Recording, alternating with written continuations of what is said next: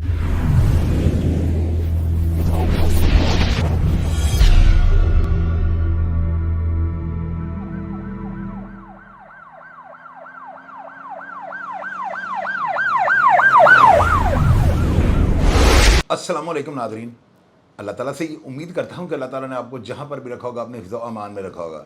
Fraud, आप लोग देखें कि लोगों की जो है ना इतनी ज़्यादा उम्मीदें जो है ना सीसीडी के साथ वाबस्ता हो गई हैं ना कि मैं हैरान परेशान हो जाता हूँ। जो साइल आता है ना, यकीन कीजिएगा छोटे से लेकर बड़ा बंदा जो है वो यही कहता है मेरा केस सीसीडी को दे दें। क्या दूसरे अदारे जो है झक मार रहे हैं? काम तो सारे अदारे कर रहे हैं, फिर लोगों को इंसाफ क्यों नहीं मिल रहा? तौसीफ़ नाम का एक शख्स है जो करोड़ों रुपए का जो है ना लोगों से फ्रॉड कर चुका हुआ है। अरब भी अगर आप कह लें तो कोई इतनी बड़ी बात नहीं है। बंदा जो है ना अपनी ज़ाती रहाइश में PIA कोई हाउसिंग सोसाइटी हो कहाँ पे ये आपको बताते हैं। और इनके साथ उसने क्या किया, कितने का चूना लगवाया, और 5 साल हो गए इनको ना, यानी 6 साल पहले के ये पैसे हैं। और उस बंदे ने जो है ना एग्रीमेंट किया हुआ है, सारे प्रूफ जो कानूनी जवाज़ होता है ना किसी को पैसे देने का और लेने का, वो पूरे तकाजे इन्होंने किए हुए हैं। अब वो बंदा जो है ना इनके केस में जेल में है।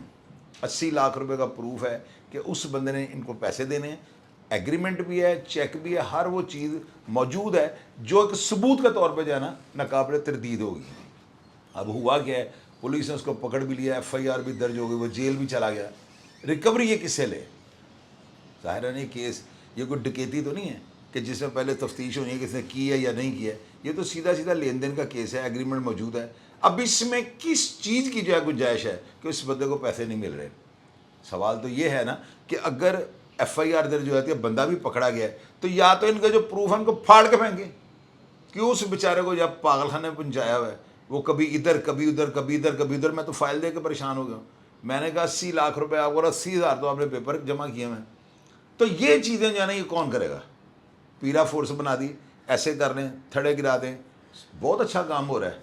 लेकिन क्या ये जो है एक बंदा सारी ज़िंदगी की जमा पूंजी एक बंदे को दे देता है, उससे एग्रीमेंट कर लेता है। कानून यानी कि ये कानून से उन्होंने तजावज़ करके कोई काम नहीं किया, तो हर चीज़ का मौजूद प्रूफ भी है इनके पास, तो पैसे जो है ना वो इनको क्यों नहीं मिल रहे? अब जानते इनसे हुआ क्या था।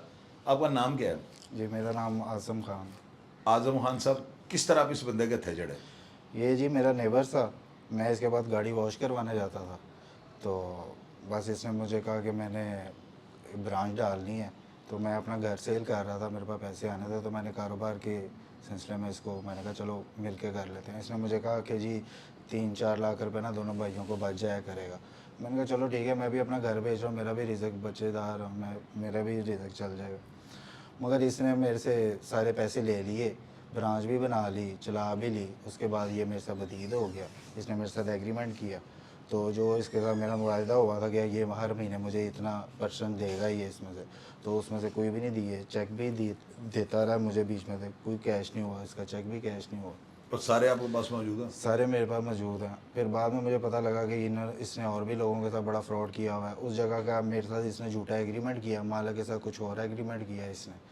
तो जब मैं मालिक के पास गया तो उन्होंने कहा कि ये साइन या शनाख्ती कार्ड नंबर तो हमारा ही है, मगर ये साइन अंगूठे हमारे नहीं हैं, तो ये आपके साथ फ्रॉड हुआ है। फिर मैं इसके पास गया तो ये मेरे साथ इसने गाली गलौज कर ली। इसने कहा जा मैं जहाँ से लेना पैसे ले ले। तो फिर मैंने उसके बाद आपके पास इसका कोई धमकी अमेज को वॉइस मैसेज? नहीं, ये मालिकों के सामने ही जो ऑनर थे उधर के, जो उनके सामने ये बातचीत हुई। उसके बाद फिर मैंने इसके ऊपर पर्चे कराए हैं। तो कितने पर्चे करवाए? मैंने इसके ऊपर 2 पर्चे कराए हैं। ये CRO है इसकी। कितनी मलियत की है? ये मैंने एक 20 लाख रुपए का पर्चा कराया हुआ है, एक 60 लाख रुपए का कराया हुआ है। एक 60 का? एक 60 लाख रुपए का कराया हुआ है, एक 20 लाख रुपए। दोनों मुकदमों में ये अंदर है? ये दोनों मुकदमों में अंदर है। 8 दिन हो गए हैं। और ये जो CRO आप मुझे दिखा रहे हैं जी जी, और स्क्रीन पे नाज़रीन देख रहे हैं, ये इसकी अपनी? जी इसकी अपनी सारे है। मुकदमा जी बिल्कुल अपनी है। इसके मौजूदा मेरे अलावा इसके 4 पर्चे और हैं जो साहिवाल के, कसूर के। ये जो तस्वीर हम स्क्रीन पे दिखा रहे हैं ये फ्रॉडी है? जी तौसीफ की है? जी ये यही है। अच्छा, इसके अलावा और क्या प्रूफ है आपके पास? आपका एग्रीमेंट कहाँ पे है? ये इसने झूठा एग्रीमेंट किया है मेरे साथ। ये एग्रीमेंट नाज़रीन आप स्क्रीन पे देख लें, पढ़ लें आप इसको। और अगर आप डिटेल से इसको पढ़ना चाहें तो बिल्कुल आप तसल्ली करें और देखें कि इनमें कोई प्रूफ ऐसा है जो आपके पास हो, तो आप अपना जो है ना जो इल्ज़ाम लगा रहे हैं उसको दुरुस्त साबित नहीं कर सकते इन सारे सबूतों की रोशनी में। ये जो मेरा इसके साथ लेन देन हुआ था उसकी टोटल पेमेंट का ये एग्रीमेंट है। ये जो स्क्रीन पे चल रहा है ये आप देख रहे हैं, टोटल जो एग्रीमेंट इनका हुआ है ना आपस में लेन देन का, वो भी आप स्क्रीन पे देखें, मुलाहिजा करेंगे ये गलत तो नहीं है। अच्छा, उसके बाद ये क्या है? ये FIR है। ये जो इसके ऊपर हाँ दोनों जी, और मुकदमे ये चेक है जो इसने मुझे दिया है, ये मैंने स्लिप एक करवाई 20 है। लाख का और एक 60 60 लाख रुपए का, और इसके नीचे 20 अच्छा, लाख रुपए। ये कितनी देर पहले गया है जेल? ये 8 दिन हो गए हैं जी जेल में है। अच्छा, तो मुझे एक बात बताएं, इसके दरमियान से कोई पेमेंट आपको नहीं दी? नहीं, कोई पेमेंट 6 साल में? नहीं जी।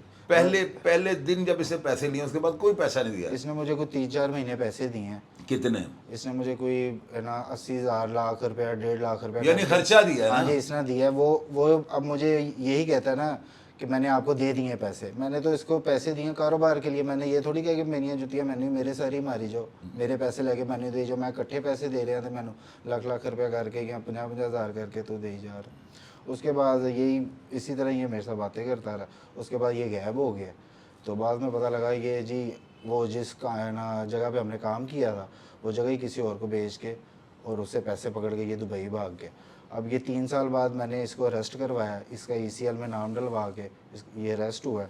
तो अब ये जेल चला गया, मगर वो मुतमीन है कि उसको पता है कि मैंने ज़मानत करवा लेनी है अपनी। कितनी देर पहले गया ये जेल? ये 8-9 दिन हो गए जी। अंदर ये बड़ा हैवी है? हाँ जी, प्रोटोकॉल मिला हुआ है, इसकी सपोर्ट है, कोई DSP साहब हैं तो उनकी इसको सपोर्ट है, तो उसके ये बिहार पे ये लोगों के साथ फ्रॉड कर रहा है और बस फिर निकल जाता है। अच्छा, इसने कितने को लोगों का माल खाया हुआ है? आपने बताया 6 अफराद हैं। सर, और रकम कितनी बनती है अंदाजन? इसकी कुछ 22-23 करोड़ रुपये बनती है जो इस टाइम फ्रॉड किया हुआ है। इन्होंने को 2-2.5 करोड़ रुपए की कमेटियाँ खाई हुई हैं, 3-4 साल पहले की बात है। यहाँ पर ना मैं हुकूमत पाकिस्तान से, हुकूमत पंजाब से और अपने IG साहब से पूछना चाहता हूँ, अक्सर मेरे सुनने में आता है कि फ़लाँ वज़ीर की जो है ना गाड़ी जो है चोरी हो गई, फ़लाँ जो है SP साहब उनके बेटे से मोबाइल छीना गया। अक्सर मैं देखता हूँ कई ऐसे वाक़यात होते हैं जिनमें ताकतवर शख्सियत का नाम आता है ना, तो आप यकीन कीजिएगा अफसर खुद ही 100 मोटो भी ले लेते हैं और अगले 24 घंटे में मैं ही खबर ब्रेक करता हूँ कि मोबाइल भी बरामद होगा और गाड़ी भी जाना वापस आ गई। क्या इनके पास कोई गिद्दड़ सिंह या अलादीन का चिराग है, या दबाव बढ़ जाता है? ये दबाव किसको कहते हैं? क्या इसके लिए कोई स्पेशल वेट ऊपर रखना पड़ता है? मेरे प्रोग्राम्स के बाद जो है ना, अल्लाह का शुक्र है, फजल और करम और रहमत है खुदा की ना, कि मेरे प्रोग्राम के बाद एक्शन होता है। आप ये देखें ये सिस्टम इतना ख़राब हो चुका हुआ है, इसमें कोई डकैती नहीं हुई कि वो बंदा कह रहा है जी मैंने डाका मारा है, तो ये मेरे ऊपर इल्ज़ाम लगा रहा है कि मैंने डाका मारा है, लेकिन मैंने नहीं की हुई डकैती। इसमें तफ्तीश होती है, पुलिस पहले मारती है, उसके मुंह से बात गुलवाती है, जब वो बंदा कहता है कि हाँ मैंने डकैती मारी है, फिर वो रिकवरी की जानिब में चलते हैं।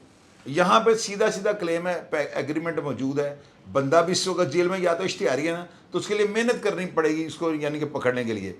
अब एक बंदे ने एग्रीमेंट किया हुआ, घर उसके नाम पे है, तो उसके बाप की मालियत है। मुझे ये बताएं, इन लोगों के पैसे खा खा कर डकार के बेगैरत के बंदे ने जो है वो जाके वहाँ पे अपना घर बना लिया हुआ है, खुद वो VIP लग्जरी ज़िंदगी गुजार रहा है। तो आप ये देखो, ये चेक का पर्चे करवा के क्या हो जाएगा मुझे ये बताएं? उसकी बेल हो जाएगी, वो बाहर आ जाएगा, वो इनके ऊपर सूट कर दिया, मुझे इन्होंने जेल के अंदर रखा, मेरी हालत जो है बड़ी बिगड़ गई है, तो अदालतें कहीं तुम करते कहो मैं बेरोज़गार हूँ, तो इनका जो 10,000 रुपये महीना लग जाए, इसका तो बेड़ा गर्क हो गया। क्राइम की रेशो जो इसलिए नीचे नहीं आ रही। मैंने पिछले दिनों देखा है, बल्कि मेरे दोस्त के जानने वाला को लड़का था जेल से रिहा हो गया है, डकैती के मुकदमा थे। मैंने से पूछा, मैंने कहा क्या हुआ? कहता है हमारा 70,000 रुपये बिजली का बिल आ गया था। लोग इतने डिप्रेशन में, 392 कर दी उसने, डकैती मार दी उसने सिर्फ बिजली का बिल के। मेरी माँ बीमार है, बिजली कटेगी तो क्या होगा? तो जब आप किसी की सारी ज़िंदगी जमा पूंजी ले लेंगे तो क्या वो माशरे के अंदर एक शरीफ शहरी बन के रह सकेगा? वो अपना नुकसान कहाँ से पूरा करेगा? मुझे ये बताएं। हुकूमत को ज़रूर इस पर सोचना चाहिए। चेक के पैसे और एग्रीमेंट जब मौजूद है तो इसके ऊपर तो कोई इन्वेस्टिगेशन नहीं होनी, ना ही कोई इन्वेस्टिगेशन टीम बिठाने की ज़रूरत है, ना कोई कमेटी बनाने की ज़रूरत है। इसके ऊपर तो सीधा सीधा आपने एक्शन लेना है कि इसके पैसे दो। अगर वो इन लोगों के पैसे नहीं देता, उसका घर जो है उसको बेचा जाए। जितने भी लोग जिन्होंने पैसे लेने, जिनका क्लेम मजबूत है, उनके पैसे उनको दिए जाए। चीफ मिनिस्टर को जरूर इस बात पर सोचना चाहिए, क्योंकि यही वो लोग हैं, अगर इनको इंसाफ मिलेगा तो आपका वोट बैंक जो है बढ़ेगा। और अगर आप इन पॉलिसीज़ पे अमल करेंगे कि आम आदमी की आवाज़ बन जाएंगे। और जो प्रूफ देखे ना मैडम, बात सीधी है, मैं आपके आगे गुजारिश कर रहा हूँ, बंदे के सबूत अगर गलत हैं तो सबूतों को फाड़ दें, इसको फांसी लगा दें। क्यों या किसी बंदे को जब बदनाम कर रहा है, लेकिन ना कर, सबूत भी जेन्युइन है और बिल्कुल जो है बैंकों से ऑथराइज इस पेपर है, हर चीज़ जो है प्योर एविडेंस है, ना काबिल तरदीद सबूत है, तो पैसे भी तो फिर रिकवर होने चाहिए ना। हुकूमत को ज़रूर इस पर सोचना चाहिए। और मैं पुलिस के जो है हमारे IG साहब, मैं उनके आगे रिक्वेस्ट करूँगा कि ऐसे केसेस के लिए ना 2-3 बड़े मचोर, बड़े ईमानदार और बड़े मेहनती किस्म के बंदे, हार्ड वर्कर जो है ना, अपनी टीम में बंदे बिठाएं।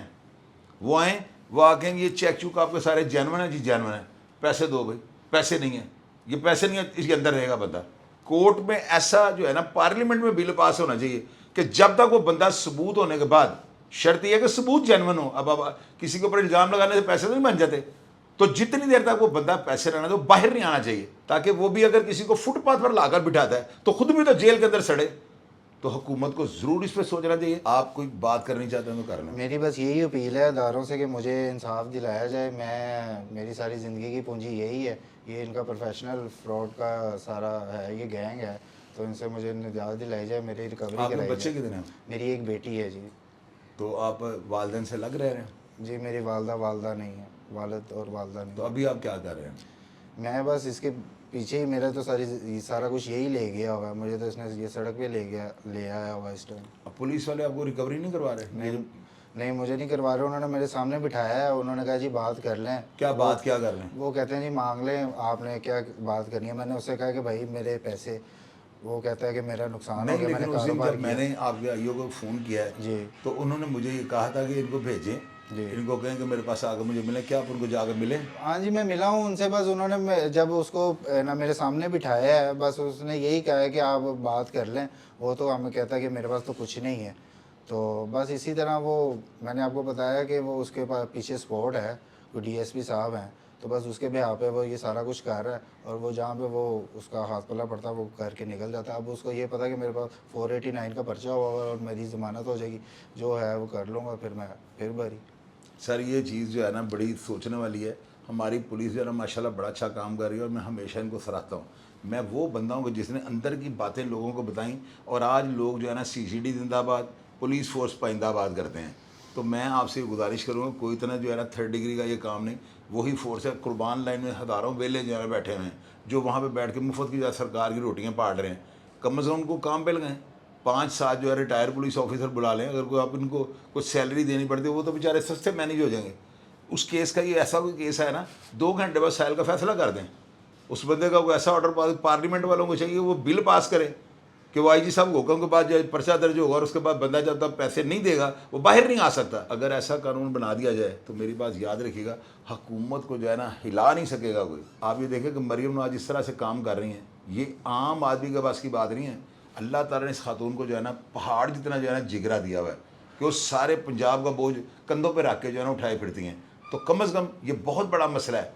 अगर वो इसके बारे में कोई बोर्ड बना दें और पुलिस अफसरान को बाइख्तियार कर दें और पार्लियामेंट में बिल पास करवा दें, तो मैं देखूंगा फिर कौन जो है ना शहर के अंदर फ्रॉड करता है। तो ये मासूम लोग जो उनका लुकमा बन जाते हैं, और इनको जो है ना ये बेचारे जब फंस जाते हैं ना, तो वो लोग इनको इस तरह से खिलाते हैं कि जैसे पता नहीं उन्होंने उसके साथ, उसकी वालदा के साथ कोई बुरा काम कर दिया है।